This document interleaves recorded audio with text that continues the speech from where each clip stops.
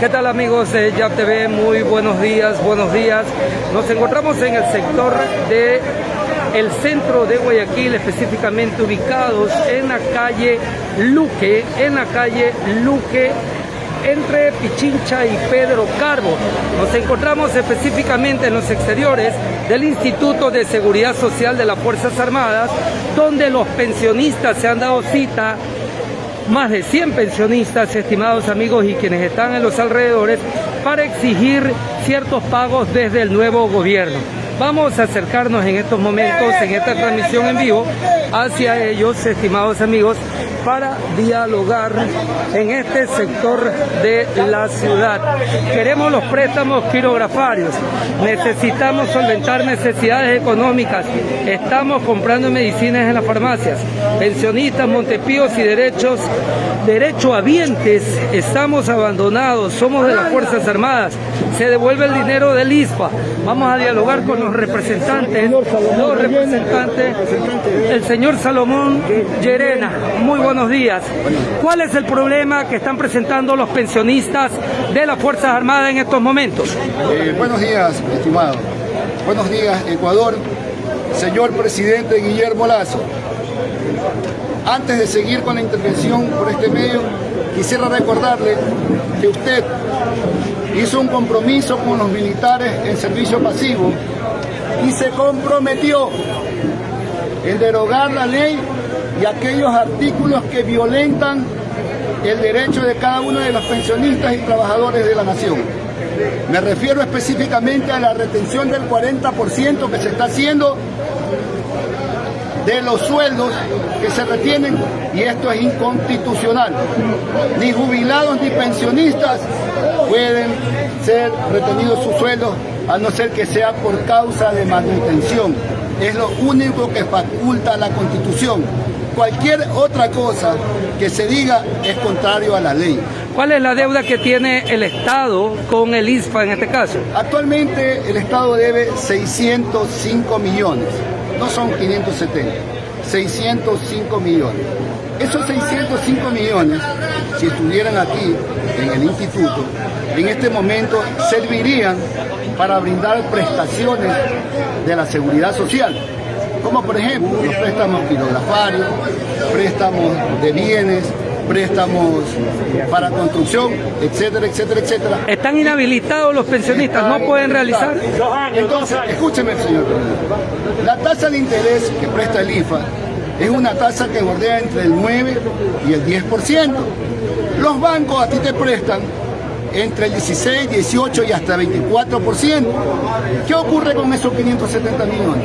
Si los tuviéramos aquí, se estuviera prestando entre los mismos afiliados del IFA, y eso estaría produciendo una rentabilidad anual de 32 millones, y eso se llama autofinancieramente sostenible. O sea, no tuviéramos tantos problemas en este momento. Son 605 millones que prácticamente reactivarían el motor. Pero no solamente es eso, todo ese dinero fue retenido por el Ministerio de Economía y Finanzas, y ahí hubo peculado porque no se devolvió para sus legítimos dueños.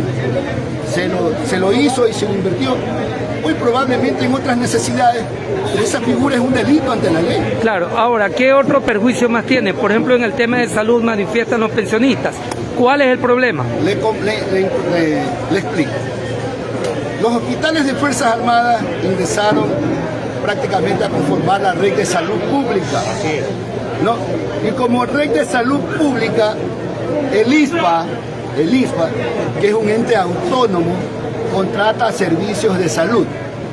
Pero nosotros los pensionistas nos vemos obligados, porque ellos ya hicieron la contratación, a atendernos en el Ministerio de Salud Pública, porque si nos vamos al Hospital Naval, al Hospital del Ejército, al Hospital Teodoro Maldonado, etcétera, es Red de Salud Pública. ¿Y qué hace el IFA? Pagar esa prestación. Cuando usted va, le dicen, por ejemplo, en el Hospital Naval, no hay medicamento, no hay especialista. Y este mensaje quiero que le llegue a mis amigos pensionistas. Cuando le dicen no hay medicamento, cuando le dicen no hay pensionista, usted inmediatamente debe de exigir la derivación porque eso dice la ley, yo no me la estoy inventando, dice la ley. El pensionista, que en muchas ocasiones ya está en sus últimos años de vida, con enfermedades catastróficas, se le quiere exigir que compre medicamentos para la atención tal vez de su esposa, o tal vez él ni siquiera pueda levantarse y a la esposa le exigen que traiga el medicamento para su atención. ¿Y los derivan?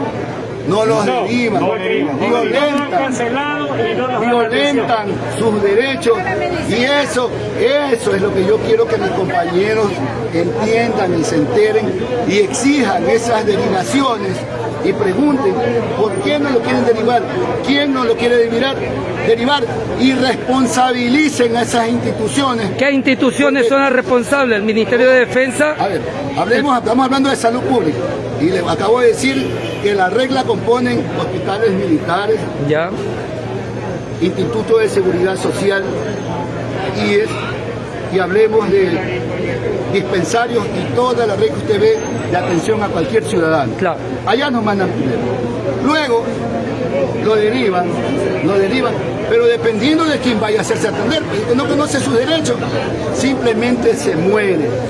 Se muere porque no tiene para comprar el medicamento y a él no le dice el médico responsable, no tenemos el medicamento, hay que derivarlo. Eso no lo hacen. Claro. No sé si no lo hacen por ignorancia, no sé si no lo hacen por desconocimiento. ¿Qué le piden al gobierno de Guillermo Lasso?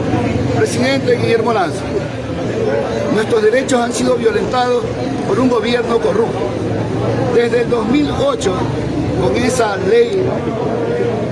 ley de finanzas económicas financieras, ocurrió que se permitió que los dineros de la seguridad social sean invertidos prácticamente en las obras del gobierno nacional. Cuando hay obras, hay corrupción.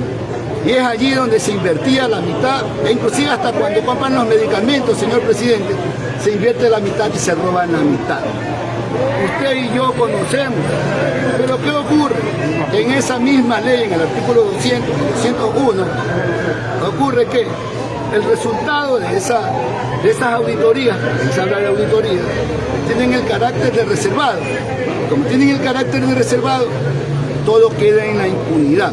Eso es lo que no queremos, porque hay responsables. Aquí tienen que dar la cara a aquellos.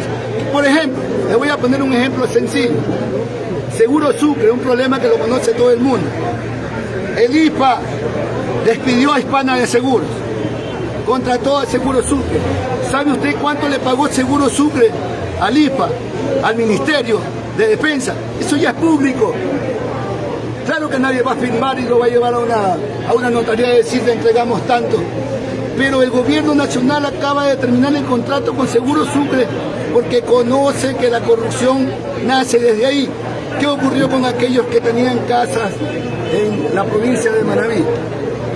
Hasta ahorita siguen esperando la ayuda y no se les ha dado nada, porque este miserable que estuvo administrando se cambió de Hispana de Seguros, que daba una cobertura por $40.000 a cada uno de los afiliados que mantuvieron un préstamo en ese momento, simplemente se deshizo. ¿Van a seguir con las manifestaciones? Vamos a seguir, porque el IPA unido jamás será vencido. Estimados amigos, ya estamos aquí en el centro de la ciudad de Guayaquil, donde los pensionistas se han dado cita. Dicen que no, la deuda no es de 580 millones, es de más de 600 millones de dólares la que tiene el Estado, lo que les ha perjudicado en beneficio como los préstamos quirografarios, préstamos hipotecarios en el sistema de salud, donde incluso no existen las derivaciones respectivas. Por ende, sobre todo en época de pandemia, se pone en riesgo la vida de ellos, la vida de quienes entregaron siempre su trabajo, su labor como Fuerzas Armadas.